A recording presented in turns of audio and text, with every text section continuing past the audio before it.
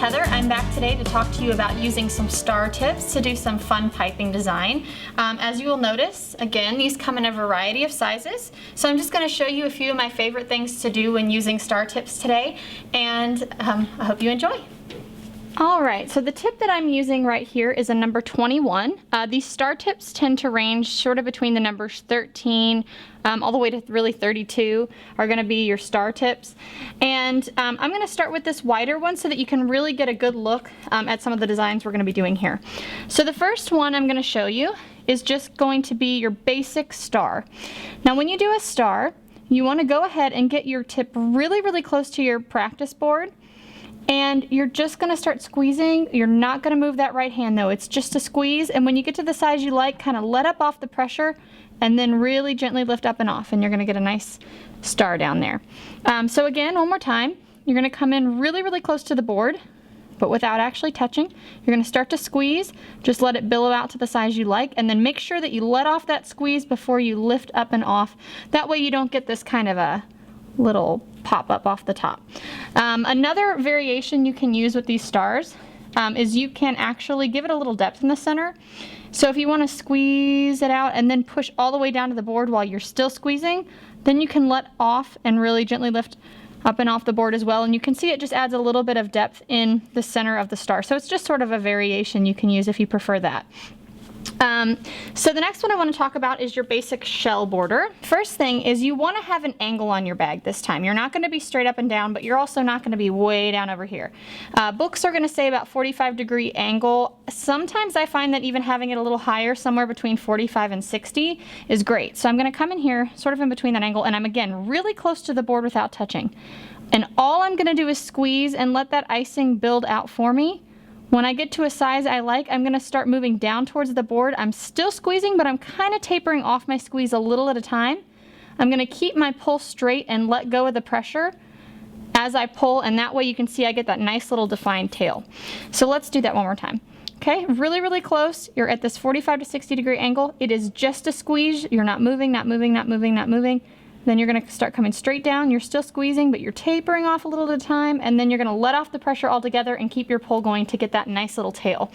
Now, because this is going to be a border on the cake, you don't want to start your next shell right on top of the last one, or they're going to bunch into each other. So you really want to make sure that you leave maybe like 1/4 of an inch of space before starting your next shell.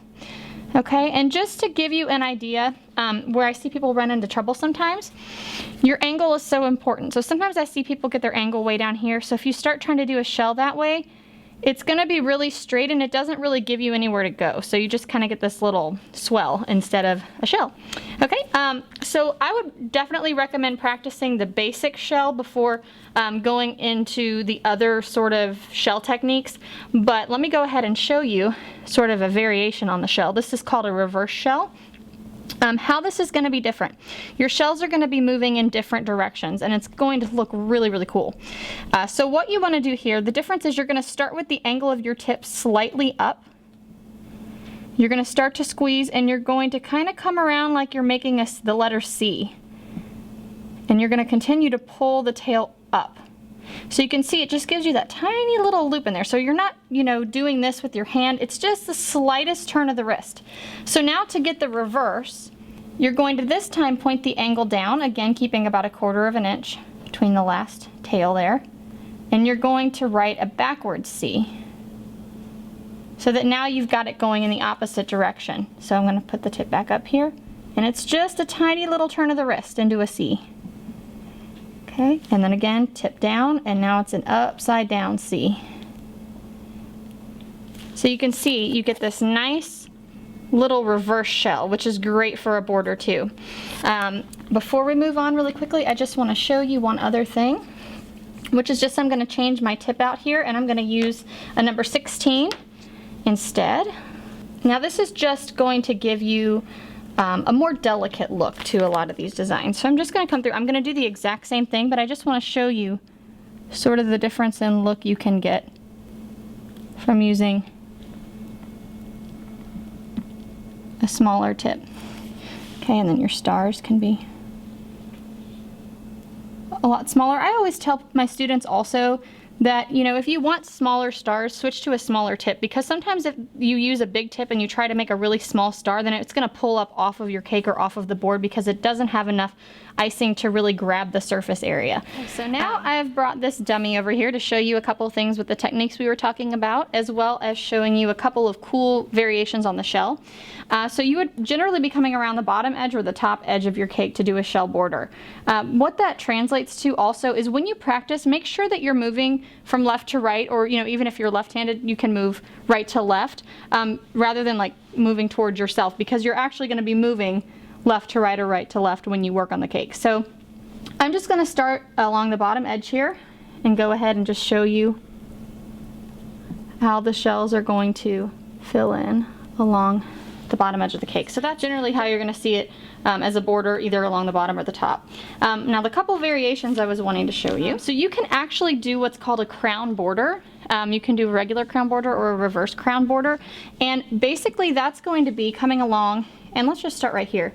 I'm going to do a shell that actually comes down towards my cake. So I can start at the top, and I'm almost at a straight angle when I start this, and then I pull the shell down. So you can see it's got a different look. Now, you may want to use garland markers to go around and mark to make sure that these are all evenly spaced. I sort of use a cheater's method sometimes, where I'll kind of start with one on one side of the cake, I'll flip the cake around, and I'll line them up, oops, okay, and come in here, and then I'll do a cross and so on and so forth, so that I can break it up and make sure that they're pretty even. So that's sort of my little cheater's way of doing that. But let's just pretend for a second that these are all evenly spaced. I'm going to make a couple more really quickly. So we'll just put 3 in here so you can get the idea. Okay, so right now I've got these 3 in here, and what you want to come in and do is add a little flair to this. So I've actually brought in a round tip like we used in the round tip video. This is actually a number 2 here, and I'm going to squeeze a little out because you'll have a little dry icing down there. And I had talked about doing string work in that video, which is exactly what we're going to do here. So if you haven't seen that video yet, definitely go check out our round tips video. But what I'm going to do is I'm going to use the string work from the bottom of the shell to the next bottom of the shell. So if you'll see here,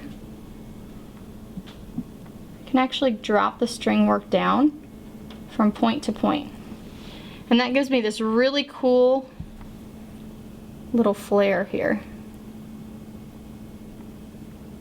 And again, this is called a crown border. So you're just, rather than dropping your string work directly from the top of the cake, you're dropping it from the bottom points of these shells. Okay, so that gives just a really, really cool kind of look. You can also do a reverse crown, which is just, you're doing your shells the opposite way. So now I'm going to come down and pull them up. All right, so you can see that. So now it's just, I'm going to start from the top point rather than the bottom. And I'm going to draw up the string along. Okay, so that's a really nice, elegant type of a look for a cake.